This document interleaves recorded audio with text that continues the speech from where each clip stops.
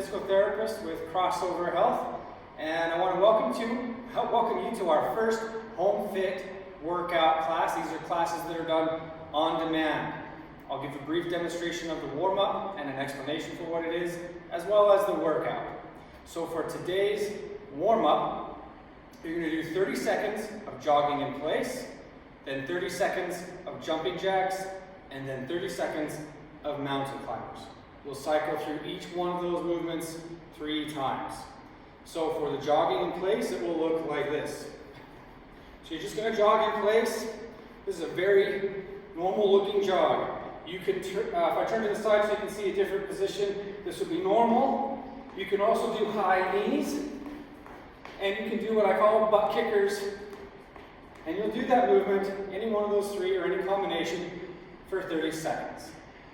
After your 30 seconds, you'll do your jumping jacks. This is a normal jumping jack. Okay, you can go hands behind your back to get a little more shoulder range. Also, if you want to modify, not jump, you can do something like this. And you'll do that for 30 seconds. For mountain climbers, what you do is you assume a push-up position, and then you just round your feet, you hop your feet back and forth. You'll do that for 30 seconds, and cycle through each one 3 times. That's the warm-up. Okay, so for your first home fit workout, or workout of the day, sometimes we'll call that a WOD, you have 5 rounds of 15 to 20 repetitions of 3 different movements. For the beginners, if you're new to doing a lot of kind of at-home exercise routines, I would recommend doing the 15 repetitions.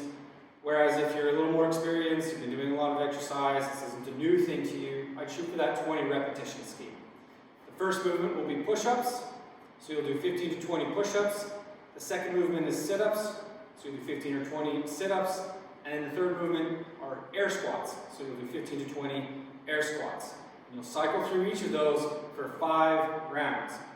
So for demonstration, if you're doing your push-ups, if you're doing your 15 or 20, a typical push-up, you're in a normal push-up position, hands are just below your shoulders, a little bit wider, and then you'll just drop down, at least get 90 degrees, bend in the elbows, and then back up. So there's your standard push-up.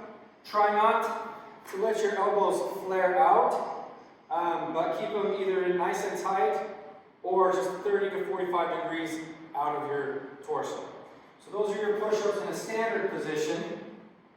And if you can't do them on your toes, you can just also do them on your knees, but with your arms in that same kind of position. So those you do your 15 or 20 repetitions. Then you go right into your sit-ups. And for some people, they want to use a mat. It's just a little bit softer than using the floor or the ground. And you want to start off completely on the ground, shoulder blades on the ground. And then as you do your sit-up, I like to reach up and touch in between my toes. But once your shoulders pass that hip crease, that's technically a complete sit-up. You drop back down, and then I also like to just touch the ground over my head. And you get a little bit of arm momentum, which is kind of nice. When you're doing this many reps, that little bit of assist is just fine. For a modification to that, what you might do is just touch the top of your knees, like so. And so those are the 2 modifications I would do for the sit-ups. So you do 15 to 20 repetitions of those, and then you go right into your air squats. For an air squat, you want your feet about shoulder width or a little bit further apart. And then when you drop down, you want to keep your heels on the ground and get your hips just below your knees. So you do your air squat, just like that. And you don't have to put your arms in front of you, you can just, whatever's comfortable, but do your 15 to 20 repetitions. After you've done your 15 or 20 push-ups, then sit-ups and squats, just cycle back through until you've done all 5 rounds, and then you're done. Now for a bonus, if you feel like you haven't done a position or work those pulling muscles, you can do some pull-ups. So if you can't do a normal pull-up, one of the nice options is to just use a resistance band. So we have one set up here, and basically you can just drop down to your knees, and you just pull back like you're squeezing your elbows together behind your back. And you can do 15 or 30 repetitions on those. Again, if you're kind of new to the home workout, I would just shoot for that 15 repetitions, and then if you're a little more experienced, go for the 30. And if you're doing pull-ups, just do them on a bar.